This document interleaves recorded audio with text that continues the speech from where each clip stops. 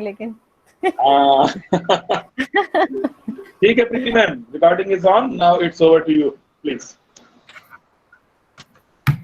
Good morning, everyone. Today is the 6th day of invited lecture series number 3, organized by SN Sain Girls Degree College, Kanpur, SS College, Shahjahanpur, and SRBS. Today's speaker is Dr. Shalini Saxena, Assistant Professor, Department of Botany, Bareilly College, Bareilly. Ma'am, you did your PhD from MJP Rohilkhand University in cytogenetics. You qualified CSIR NET JRF in life sciences in 2002. Ma'am, you attended 22 national and international conferences and published 12 research papers and 2 chapters. And presently you are working on synthetic dyes. Ma'am, you have 16 years of teaching experience of UG and PG classes. I am sure your lecture would be definitely beneficial for our fellow colleagues and students. I welcome you, ma'am. Welcome.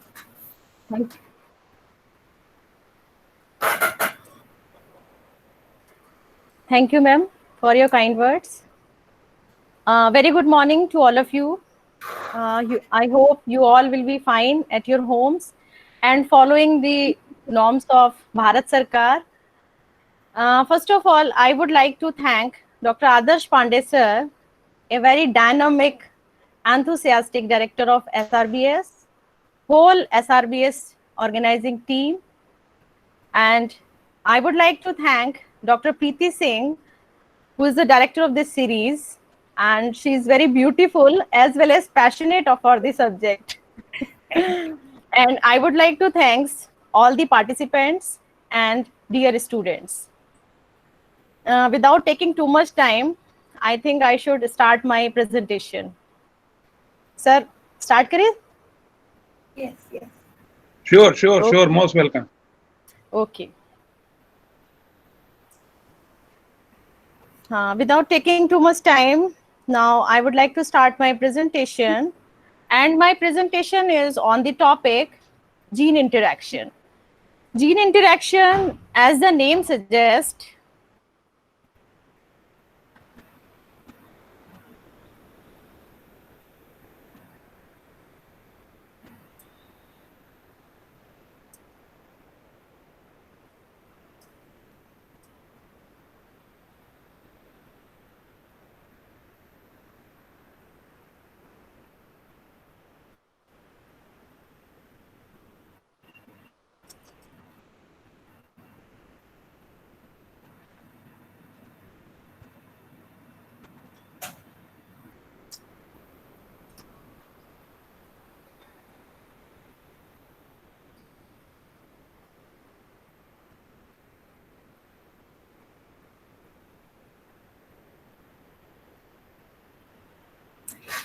सभी student से मेरी request है कि भाई आप लोग कोई भी स्क्रीन शेयर मत करिएगा, अदरवाइज सब इंटरप्ट हो जाता है.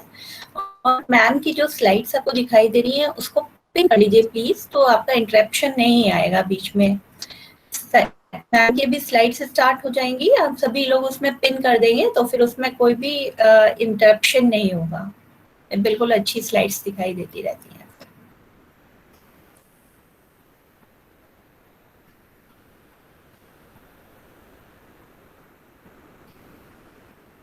Shal ma'am, welcome.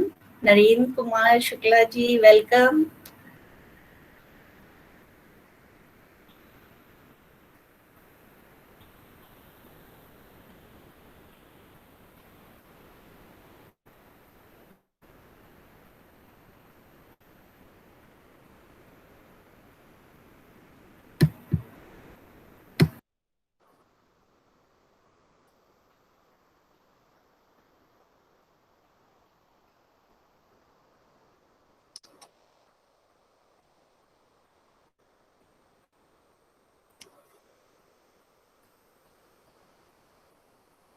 Am I audible, sir?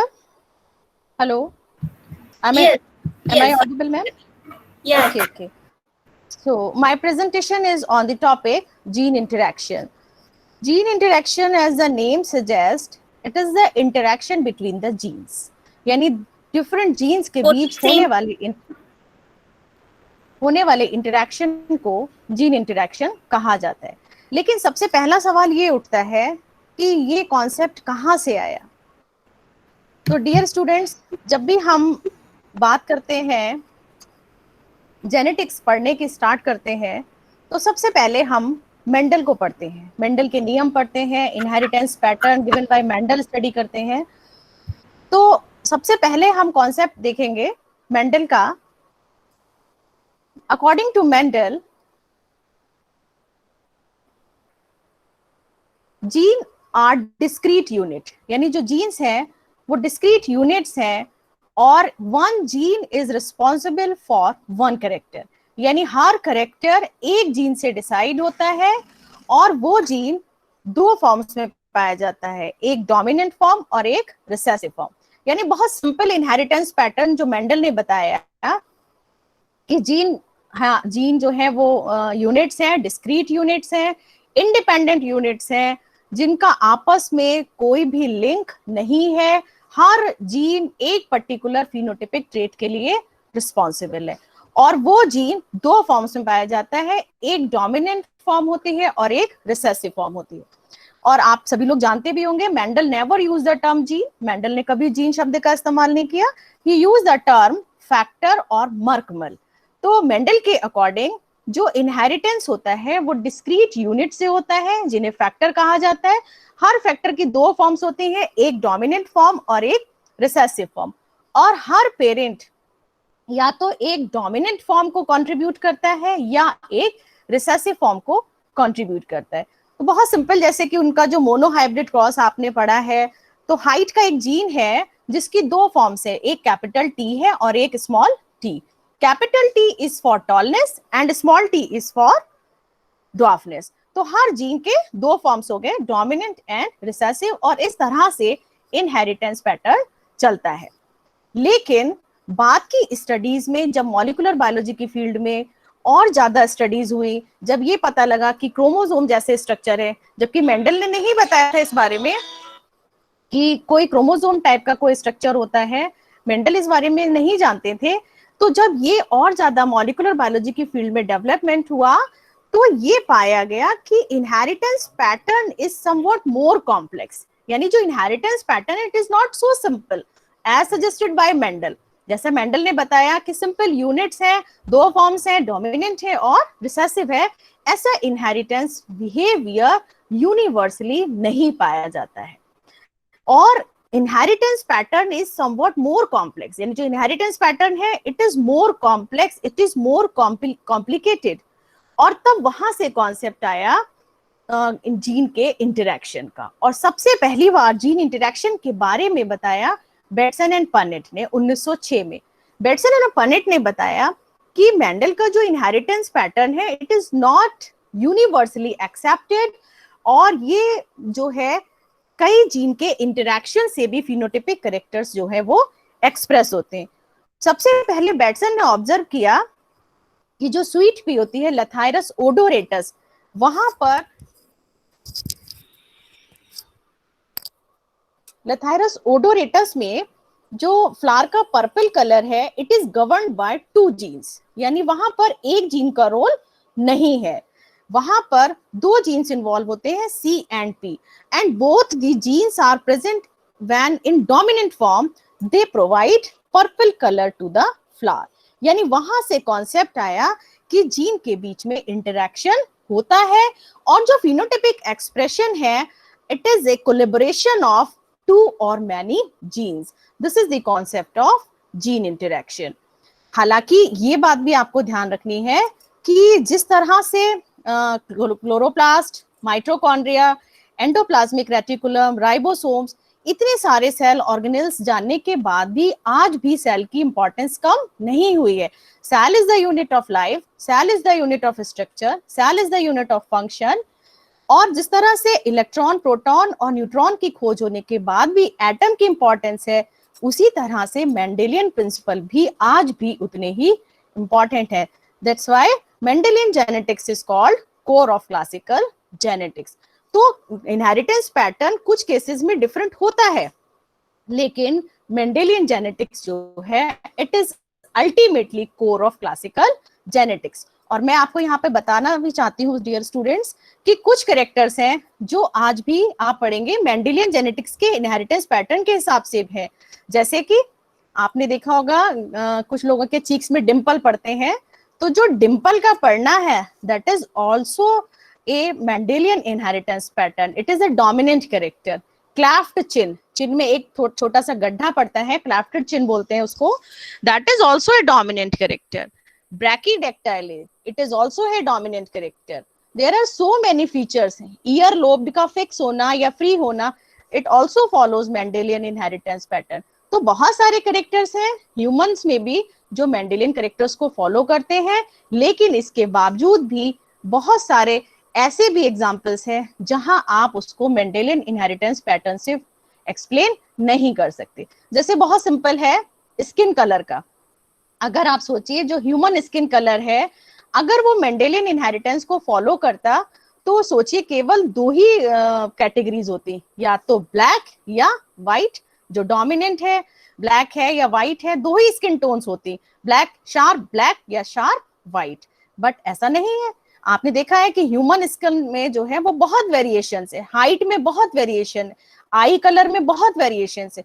तो ये वेरिएशंस केवल एक जीन के डोमिनेंट रिसेसिव फॉर्म से नहीं आ सकते। कलर आप देखते हैं गेहुआ रंग, सांवला रंग, गोरा रंग, फेयर कॉम्प्लेक्शन, बहुत सारे कलर टोन्स है। तो क्या ये पॉसिबल है कि किसी एक जीन से डिसाइड होते हैं डोमिनेंट और रिसेसिव से? नहीं। तो ये जो कैरेक्टर्स हैं, these characters are governed by collaboration of two or more genes.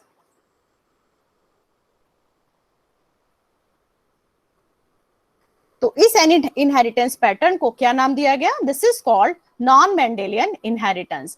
This is any pattern of inheritance in which traits do not segregate in accordance with Mendel's law. यानी वो inheritance pattern जो Mendel's के नियम के according नहीं पाए जाते हैं या फॉलो नहीं करते हैं, वो सारे inheritance pattern non Mendelian inheritance कहलाते हैं। जैसे आपने बहुत सारे एग्जांपल्स पढ़ भी रखे होंगे, इनकम्प्लीट डोमिनेंस, को dominance, linkage, multiple alleles, epistasis, sex link inheritance, polygenic traits. There are so many examples which could not be explained according to Mendel. These are examples of non-Mendelian inheritance. So today's topic is also a type of non-Mendelian inheritance. यानी जो gene का interaction है ये भी कैसा है? ये भी एक तरह का non-Mendelian inheritance है। And what is gene interaction? When most of the characters of living organism are controlled by or collaboration of two or more genes, then it is called interaction of gene.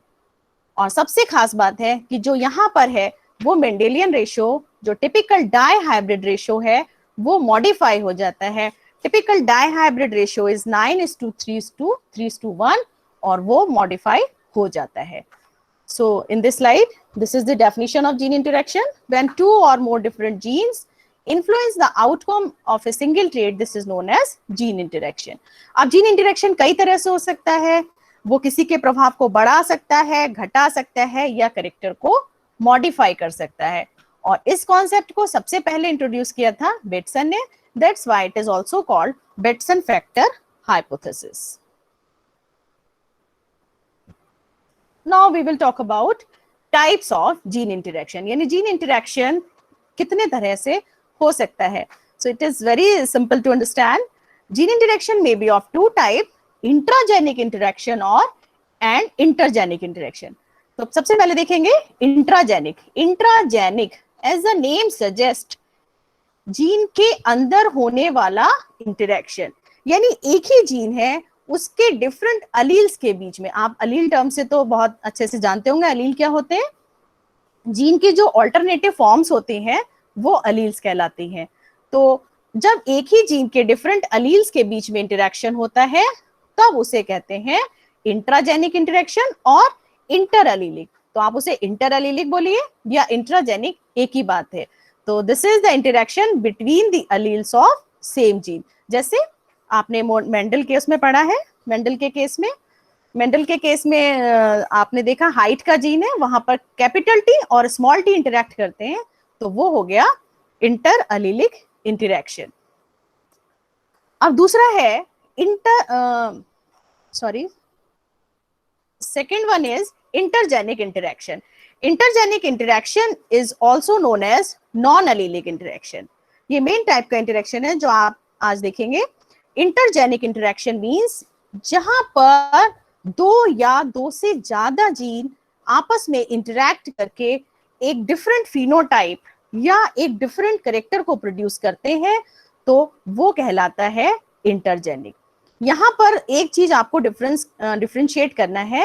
Intragenic में जो alleles का loci होता है, loci means position on the chromosome, वो same होती है, जबकि intergenic में जो अलील्स हैं, क्योंकि वो डिफरेंट जीन के हैं, तो उनकी पोजीशन अलग होगी। They may be present on the same chromosome or they may be present on different chromosome. So this is the type intergenic interaction, which is called non-allelic interaction. Now we will study both kind of interaction separately in brief.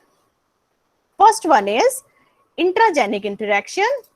Intragenic, one gene and different alleles are interacting. यानी एक ही gene के different alleles interact कर रहे हैं और कोई नया character produce करते हैं, then it is called intragenic interaction. And there are three main examples. First one is incomplete dominance, second one is codominance and third one is multiple alleles. As the name suggest, incomplete dominance, dominance is not complete, यानी यहाँ पर simple dominant recessive relationship नहीं पाई जाती है. यहाँ पर जो dominance है दैट इज इनकम्प्लीट. और इसमें क्या होता है? एक्सक्यूज मी शालिनी जी, कुछ बच्चे कह रहे हैं कि उनको स्लाइड्स नहीं विजिबल है. आप प्लीज शेयर कर सकते हैं तो कर दीजिए. Okay okay, slides are not visible. Slides वाले पे क्लिक करेंगे तभी स्लाइड दिखाई देगी प्रीति सिंह मैडम. नहीं, ये बच्चे कुछ लिख रहे हैं कि उनको दिखाई नहीं दे रहे हैं. नहीं, स्लाइड्स विजिबल है. स्लाइड्स वाले पे क्लिक करें, वो शालिनी वाले पे क्लिक करेंगे तो शालिनी मैडम दिखाई देंगे, स्लाइड्स वाले पे क्लिक करेंगे तो स्लाइड दिखाए. मुझे तो विजिबल है, सब क्लियर दिख रही है मुझे. बच्चों, जहाँ पर स्लाइड्स हैं वहां पर आप लोग पिन कर दीजिए तो पूरी स्क्रीन को स्लाइड्स आ जाएंगी. बिल्कुल शालिनी, यू पिन कर दीजिए तो. Okay okay okay, thank you.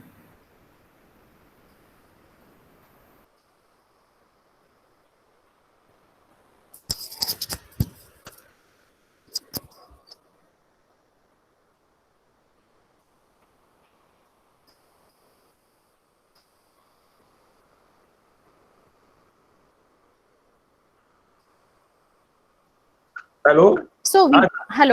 So we were talking about intragenic interaction. In intragenic interaction, basically three type of interaction which we will study. First one is incomplete dominance, second one is codominance and third one is multiple allelism. और बहुत short में मैं आपको बताते जाऊंगी कि incomplete dominance, as the name suggests, dominance is not complete. It means there is no dominant recessive relationship. There is somewhat different inheritance pattern. And what happens in this? ये आपको next slide से बहुत clear हो जाएगा आराम से.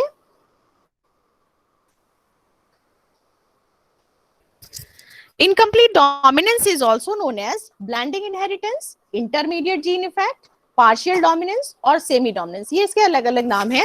Semi dominance भी कह सकते हैं, पार्शियल डोमिनेंस भी कह सकते हैं, इंटरमीडिएट जीन इफेक्ट भी कह सकते हैं और ब्लेंडिंग इनहेरिटेंस भी कहा जा सकता है, क्योंकि यहाँ पर कैरेक्टर्स की ब्लेंडिंग हो रही है, मिक्सिंग हो रही है. और इसको डिस्कवर किया था कार्ल कॉरेंस ने. और बहुत ही ट्रेडिशनल सा एग्जाम्पल जो आप पढ़ते आ रहे हैं, यहाँ पर इन्होंने मिराबिलिस जलापा के रेड फ्लावर वैरायटी का क्रॉस कराया था. He made a cross between red flower and white flower, and in the F1 generation, unexpected results were obtained. According to Mendel, only dominant character appears in F1 generation, and recessive character appears only in F2 generation. So, according to Mendelian inheritance, either red color should appear or white color, whichever is dominant. But unexpected results were obtained, and in the F1 generation, pink flowers were obtained, and these pink flowers are produced by the blending of two characters. Red and white are mixing together. red is also contributing, white is also contributing, and that's why a new phenotype is produced, that is pink flowers. तो pink flowers का पाया जाना ये show कर रहा है that is here incomplete dominance is taking place. And when these pink flowers were self-fertilized, then again in F2 generation, 1:2:1 phenotype is produced. 1 red, 2 pink, and 1 white. So this is partial dominance, semi-dominance, intermediate gene effect और blending inheritance. तो यहाँ पर आप देखेंगे कि एक ही gene के different alleles के बीच में इंटरेक्शन हो रहा है और ये मेंडेलियन इनहेरिटेंस को फॉलो नहीं कर रहा है. Next one is codominance. Codominance Co means साथ साथ, dominance means dominant characters. यानी जहां पर दोनों ही जीन, सपोज 2 जीन्स हैं और कोई भी कॉम्प्रोमाइज करने के लिए तैयार नहीं है, कोई भी डोमिनेंट नहीं है, कोई भी रिसेसिव नहीं है, बोथ आर कंट्रीब्यूटिंग इक्वली, यानी both are expressing equally, Then it is the example of codominance. And the best example is AB blood group. आप देखते हैं अगर ह्यूमन बींग्स में A और B का क्रॉस कराया जाए तो जो भी F1 हाइब्रिड होगा वहां पर ब्लड ग्रुप ना तो A होगा ना B होगा बल्कि ब्लड ग्रुप AB होगा. तो AB blood group is the best example of codominance. और एक एग्जाम्पल मैंने और दिया है, ये दिया है कैटल्स में कोट कलर. आप देखेंगे एक व्हाइट कोट कलर कैटल है, यानी स्किन का कलर व्हाइट है, और एक रेड है. तो अगर ये मेंडेलियन इनहेरिटेंस को फॉलो करता तो यहाँ पर F1 जनरेशन में व्हाइट कलर प्रोड्यूस होना चाहिए था या रेड, whichever इज डोमिनेंट, जो भी डोमिनेंट होता. लेकिन जो F1 हाइब्रिड्स थे they were having equal patches of red and white, यानी वहां व्हाइट पैचेस भी हैं, रेड पैचेस भी हैं. It means both genes are contributing equally, both are making equal effect. There is no dominant character, both are dominant, both are equally dominant. That is the example of codominance. And third example is multiple allelism. ये थोड़ा सा आप important है, इसमें आपको समझाने के लिए मैं बताती हूँ इसमें जो खास बातें हैं वो क्या है. मल्टीपल अलेलिज्म. मल्टीपल अलेलिज्म का मतलब हुआ, multiple means many, allelism means alleles, यानी जब एक ही जीन की बहुत सारी फॉर्म्स पाई जाए. आप स्लाइड पे पिन करिए, आप स्लाइड पे पिन करेंगे सारी स्लाइड्स दिखाई देंगे आपको. हाँ, तो मल्टीपल अलीलिज्म का मतलब हुआ बहुत सारे अलील्स प्रेजेंट हो. एक्चुअली क्या होता है, मेंडल के जो पैटर्न था उन्होंने माना था कि हर जीन की केवल 2 ही फॉर्म होती हैं, एक वाइल्ड फॉर्म और एक म्यूटेंट फॉर्म, यानी एक आप कह सकते हैं डोमिनेंट फॉर्म और एक रिसेसिव फॉर्म. लेकिन आप सोचिए क्या म्यूटेशन क्या केवल एक ही बार हो सकता है? नहीं, वाइल्ड टाइप तो एक होगा लेकिन म्यूटेंट्स तो बहुत सारे हो सकते हैं. तो फिर अलील एक कैसे बन सकता है? तो इसका मतलब पूरी पॉपुलेशन में बहुत सारे अलील्स पाए जाते हैं और एक पूरा पॉपुलेशन में अलील्स का एक ग्रुप होता है, that forms group that is called multiple allelism. जैसे आप मान लीजिए एक एग्जांपल आपको देती हूँ, उससे आपको और अच्छे समझ में आएगा. Drosophila, Drosophila melanogaster which is called queen of genetics. बहुत सारी रिसर्च हुई है ड्रोसोफाइला मेलानोगेस्टर पर. वहां पर आई कलर के बहुत वेरिएशंस पाए जाते हैं और वहां पर 13 अलील्स हैं पूरी पॉपुलेशन में जो आई कलर डिसाइड करते हैं. जैसे आप मान लीजिए R1, R2, R3, R4 से लेके R13 तक. लेकिन किसी भी डिप्लॉयड ऑर्गेनिज्म में केवल 2 ही फॉर्म्स प्रेजेंट हैं. 13 का मतलब ये नहीं है कि हर ऑर्गेनिज्म में 13 फॉर्म प्रेजेंट होंगी. हर ऑर्गेनिज्म में 2 ही फॉर्म प्रेजेंट होंगी. पूरी पॉपुलेशन में 13 अलील्स प्रेजेंट होते हैं. किसी में R1, R2 होगा, किसी में R2, R3 होगा, किसी में R11, R12 होगा. तो इस तरह से एक ही जीन के डिफरेंट अलील्स पाए जाते हैं. And second example is ABO blood group. ABO blood group मैं आपको शॉर्ट में बताती हूँ कि यहाँ पर 3 तरह के अलील्स पाए जाते हैं, IA, IB and I. IA is dominant over small I. IB is also dominant over small I. And IA and IB are codominant. तो आप देखिए पहले वाले जीनोटाइप में जब इस तरह का जीनोटाइप होगा ब्लड ग्रुप होगा A. यहाँ पर A और B दोनों प्रेजेंट है तो ब्लड ग्रुप होगा B. यहाँ पर ये डोमिनेंट है तो ब्लड ग्रुप होगा A. यहाँ पर B. Third one next one में बी, और जब दोनों ही स्मॉल आई प्रेजेंट होंगे तब वहां पर ब्लड ग्रुप होगा ओ। तो कुल मिला के पूरी ह्यूमन पॉपुलेशन में 3 तरह के अलील्स प्रेजेंट होते हैं। This is the example of multiple allelism. और किसी भी ऑर्गेनिज्म में 2 ही फॉर्म प्रेजेंट होगी। सपोज आपका ब्लड ग्रुप बी है तो आप में ये सिचुएशन होगी, या तो आई बी होगा या आई बी आई होगा। तो इस तरह से 3 अलील्स हैं, 3 अलील्स जो पूरी ह्यूमन पॉपुलेशन में ब्लड ग्रुप को डिसाइड करते हैं। अब आप देखिए, this is not following Mendelian inheritance. Mendelian inheritance केवल क्या कहता है कि एक डोमिनेंट होगा और एक रिसेसिव, केवल 2 ही फॉर्म्स प्रेजेंट होंगे। तो these are the examples of multiple alleles. ये केवल मैंने एक स्लाइड से शो किया है कि ब्लड ग्रुप में कौन कौन से एंटीजन होंगे, ये आपने पढ़ भी रखा होगा। ए एंटीजन है तो एंटीबॉडी बी होगा, बी एंटीजन है तो एंटीबॉडी ए होगा। तो इस तरह से ब्लड ग्रुप बनते हैं, A B and O. Now next one is non allelic interaction, यानी ये वो इंटरेक्शन है जहां पर एक जीन के अलील्स इंटरेक्ट नहीं कर रहे, बल्कि 2 या 2 से ज्यादा जीन्स के जो कोलेब्रेशन से एक नया फिनोटाइप बनता है, then it is called non allelic gene interaction. यानी यहां पर एक जीन ना होकर अलग अलग लोकाई पे प्रेजेंट 2 जीन है या 2 से ज्यादा है। तो आप लोग जो ज्यादातर बीएससी और एमएससी में पढ़ते हैं इंटरेक्शन, दैट इज बाइजेनिक इंटरेक्शन, क्योंकि वहां पर आप केवल बाइजेनिक इंटरेक्शन पढ़ते हैं, 2 जीन के बीच होने वाले इंटरेक्शन को, या एक आध एग्जाम्पल आप पढ़ते हैं पॉलीजेनिक का। मेन आपका जो सिलेबस में है दैट इज बाइजेनिक, यानी interaction between 2 different gene present on different loci, और उनके दोनों के इंटरेक्शन से फिनोटाइप डिसाइड होता है। और जितने आप एग्जाम्पल पढ़ते हैं, complementary gene, supplementary gene, epistasis, ये सब है नॉन एलिलिक जीन इंटरेक्शन और इंटरजेनिक जीन इंटरेक्शन। अब इसमें भी 2 कैटेगरी है। आप इसको ये पढ़ेंगे तो आपको लगेगा कि बहुत कॉम्प्लिकेटेड है, but it is so easy. आपको केवल ध्यान रखना है, जहां कहीं भी typical dihybrid ratio that is 9:3:3:1 modify होता है किसी भी अदर रेशियो में, then it is called epistasis. यानी कॉम्प्लीमेंट्री भी एपिस्टेसिस में आता है, सप्लीमेंट्री भी एपिस्टेसिस में आता है। जहां कहीं भी एक जीन दूसरे जीन को अफेक्ट करता है, then it is called epistasis. और सबसे मेन चीज वहां पर है कि जो टिपिकल डाई हाइब्रिड रेशियो है वो मॉडिफाई हो जाएगा। तो सभी एग्जांपल्स किसके आएंगे? Epistasis. Now we will discuss what is epistasis. बहुत जल्दी से इसको फिनिश करती हूं मैं।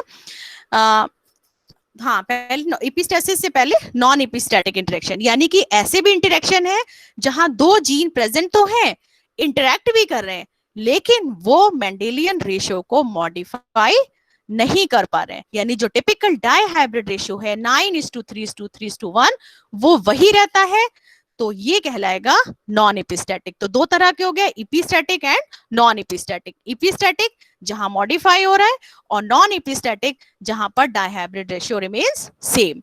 और जहां पर ये रेशियो सेम रहता है उसे बोलते हैं मॉडिफायर जीन्स। और इसका बेस्ट एग्जांपल है फाउल में कॉम्ब का शेप।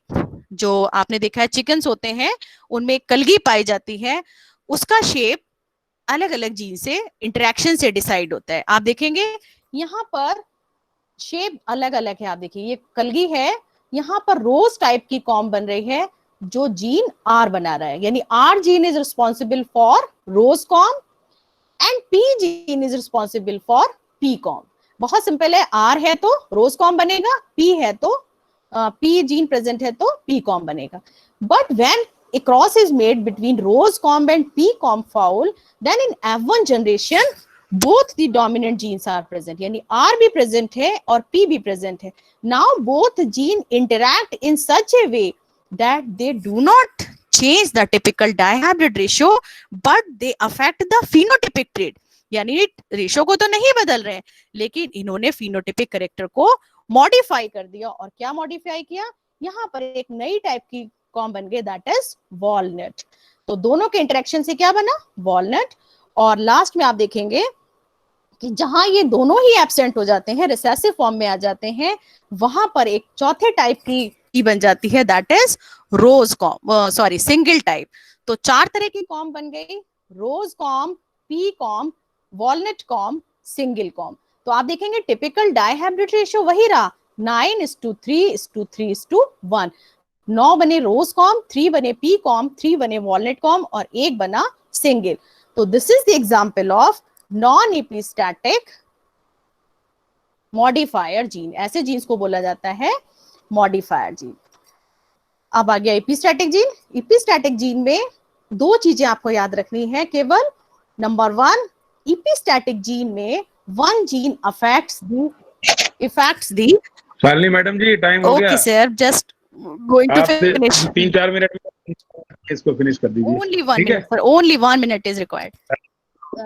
तो हाँ, इसमें केवल आपको 2 बातें याद रखनी है। In epistatic gene interaction 1 gene affects the phenotypic trait of another gene, यानी एक जीन दूसरे जीन को अफेक्ट करता है या मास्क करता है। तो जो जीन दूसरे को मास्क करता है that is called epistatic gene, और जिसका इफेक्ट मास्क होता है that is called hypostatic gene. यानी 2 जीन्स हो गए ए और बी, जो इफेक्ट मास्क कर रहा है वो हो गया एपिस्टैटिक दैट इज ए, और जिसका इफेक्ट मास्क हुआ जैसे सपोज बी है तो बी हो गया हाइपोस्टैटिक जीन। और दूसरी इंपॉर्टेंट चीज, यहाँ पर less than 4 phenotypes are found. आप किसी भी रेशियो में देख लीजिए 4 फिनोटाइप आपको नहीं मिल रहे हैं। आप देखिए 9:3:4, ये सबसे खास बात है। Less than 4 phenotypes are obtained, यानी कि एपिस्टैसिस से कोई नया फिनोटाइप नहीं बदलता है, number 1। And number 2, only less than 4 phenotypes are produce. आप देखिए पहले वाले में सप्लीमेंट्री में 3 है, इसमें 2, फिर 2, फिर 2, 3, फिर 3, कहीं भी 4 फिनोटाइप नहीं बन रहे। तो this is the characteristic feature of epistatic gene. और ये वही मैंने आपको बता दिया है, एपिस्टैटिक जीन कौन से होते हैं और हाइपोस्टैटिक। जिसके इफेक्ट को मास्क किया जाता है वो हाइपोस्टैटिक होता है, और जो मास्क करता है वो एपिस्टैटिक। और ये ग्रीक वर्ड से लिया गया है जिसका मीनिंग होता है स्टैंडिंग ओवर, यानी जो उसको ढक रहा है। अब केवल 1 मिनट बात करेंगे कि जीन इंटरेक्शन का कारण क्या है। बहुत सिंपल है कि कोई भी जीन एक कैरेक्टर को डायरेक्ट नहीं बना सकता। क्यों? क्योंकि जीन का फंक्शनिंग आप पढ़ चुके हैं। जीन एक पर्टिकुलर टाइप के प्रोटीन बनाते हैं, and proteins means ultimately enzymes, और सारे एंजाइमेटिक रिएक्शन एक चेन की फॉर्म में चलती हैं। किसी एक रिएक्शन का जो प्रोडक्ट है वो अगली रिएक्शन का सबस्ट्रेट हो सकता है। तो all the reactions are interconnected. तो किसी भी एक जीन से एक कैरेक्टर को गवर्न करना पॉसिबल नहीं है। This is the molecular basis of gene interaction, and gene is a chemical determiner. ये बहुत इंपॉर्टेंट चीज है कि जीन जो है एक प्रोटीन बना रहा है, और वो प्रोटीन एक केमिकल है, एक एंजाइम है जो अल्टीमेटली कई बायोसिंथेटिक रिएक्शंस में पार्टिसिपेट करता है। इसीलिए कहा जाता है कि जो इनहेरिटेंस पैटर्न है it is somewhat more complex, it is somewhat different from Mendelian inheritance. However, Mendelian inheritance is core of classical genetics. These are some reference books. जिसमें रसेल की बुक बहुत अच्छी है। आप लोग इसको पढ़ेंगे तो आपको लगेगा बहुत अच्छी बुक है। जब से मैंने इसको पढ़ा है तब से मुझे लगता है कि कुछ और बुक से मुझे इतना समझ में भी नहीं आता है। रसेल की बुक है, एक वॉटसन है, पाथफाइंडर है, बाकी आपकी जो वर्मा एंड अग्रवाल की बुक्स आप बीएससी में लेते हैं वो भी अच्छी बुक्स हैं initially, and genetics by BD Singh है, और कुछ इमेजेस जो है वो मैंने गूगल इमेजेस से डाउनलोड की है। This is all about of gene interaction. और मेरा एक यूट्यूब चैनल है डॉक्टर शालिनी बॉटनी क्लासेस, उस पर मैंने कॉम्प्लीमेंट्री जीन और ये सब अलग अलग डाल रखे हैं। तो अगर आप पढ़ना चाहें तो आप वहां जाकर अलग अलग इन इंटरेक्शंस को पढ़ सकते हैं। Thank you.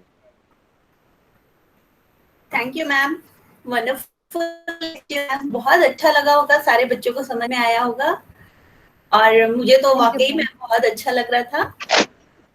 मैं वैसे जेनेटिक्स नहीं पढ़ाती हूँ, लेकिन मुझे काफी दिन बाद पढ़ने का मौका मिला। So nice of you, ma'am. So nice of you. Thank you. और हमारे राजेंद्र सिंह सर भी आ गए हैं, और विश्वास सर भी आ गए हैं।